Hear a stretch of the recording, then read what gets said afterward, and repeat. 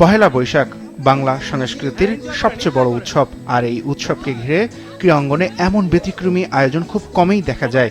রাজধানীর গুলিস্তানের পল্টন মাঠে দিনভর হয়েছে বাংলা 1433 সালের বৈশাখী ক্রীড়া উৎসব, যেখানে ফিরে এসেছিল প্রায় হারিয়ে যাওয়া দেশীয় খেলাগুলো। সকাল থেকে খেলোয়াড়দের উপস্থিতিতে পল্টন মাঠে জুড়ে ছিল গ্রাম বাংলার আবহ, যেখানে 10টি খেলায় ছিল প্রতিদ্বন্দ্বিতা আর আনন্দের মিশেলে। দেশীয়ভাবে আমাদের আন্তর্জাতিক পর্যায়ে সকল খেলাধুলাকে সমান গুরুত্ব দিচ্ছি, ঠিক সেইভাবে গ্রামীণ যে খেলাধুলোগুলো রয়েছে সেগুলো নিয়েও আমাদের বেশ কিছু পরিকল্পনা রয়েছে। আমরা সারা বাংলাদেশের প্রত্যেকটি জেলায় আগামী বৈশাখে ইনশাল্লাহ এই ধরনের গ্রামীণ খেলাধুলাকে উদযাপন করব ইনশাল্লাহ।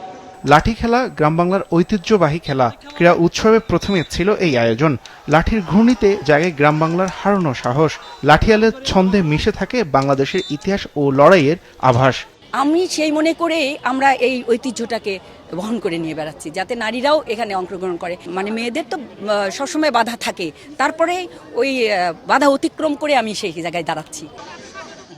মাটির গন্ধে মিশে থাকে লড়াই আর দম। এক নিঃশ্বাসে ছোঁয়া আর ফেরার সাহসের নাম কাবাডি। বাংলাদেশের জাতীয় খেলা এটি। খুবই ভালো একটা আয়োজন ছিল, আমরা আর কি খুব আনন্দিত হয়েছি। তো এরকম আয়োজন আমরা প্রতি বছর আশা করতেছি। দৌড় আর ছোঁয়ার মাধ্যমে হয়ে থাকে খো-খো। এই সময় পল্টন মাঠে ছিল দর্শকদের উচ্ছ্বাস চোখে পড়ার মতো। সবাই একসাথে আমাদের উদযাপনটা উপভোগ করতে পারছি, আমাদের আসলে অনেক ভালো লাগতেছে এখানে এসে। আর আমরা চাই ভবিষ্যতে আরও দেশের জন্য ভালো কিছু করতে পারি। স্থির চোখে লক্ষ্যভেদ, ধনুকের টানে সঠিক স্থানে গেলেই মিলবে পয়েন্ট। খেলাটির নাম আর্চারি। শেষে তীর ধনুকের খেলায় মেতেছিলেন পল্টন মাঠের খেলোয়াড় ও দর্শকরা। অনেকগুলি খেলা যেগুলি আমাদের গ্রামীণ কালচারের সাথে যুক্ত। প্রথমবার এরকম একটা উৎসবের পার্ট হতে পেরে খুবই ভালো লাগছে। এছাড়া বলি, ভলিবল, সেপা টাকরু বিভিন্ন খেলায় ছিল সারাদিন। শুধু প্রতিযোগিতায় নয়, এই আয়োজন ছিল সংস্কৃতি ও ঐতিহ্যের এক মিলন মেলা। মৌসুমী ইন্ডাস্ট্রিজের পৃষ্ঠপোষকতায় হওয়া এই উৎসব নিয়ে আয়োজকরাও আশাবাদী। সবই যদি হয় রমনা বটমূল কেন্দ্রিক, রমনা কেন্দ্রিক বা বাংলা একাডেমি কেন্দ্রিক বা তা স্পোর্টসটাকে আমরা ঐতিহাসিক পল্টন করতে পারবো না।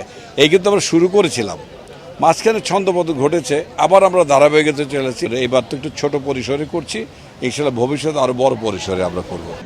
ক্রীড়াঙ্গনে এমন প্রাণবন্ত আয়োজন যেন যোগ করেছে ভিন্ন মাত্রা।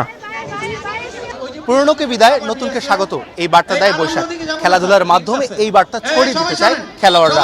তাই নতুন বছরে প্রত্যেকটি জয় পরাজয় বয়ে আনুক সম্ভাবনার গল্প। আসমাউল মুত্তাকিন, মাছরাঙা সংবাদ, ঢাকা।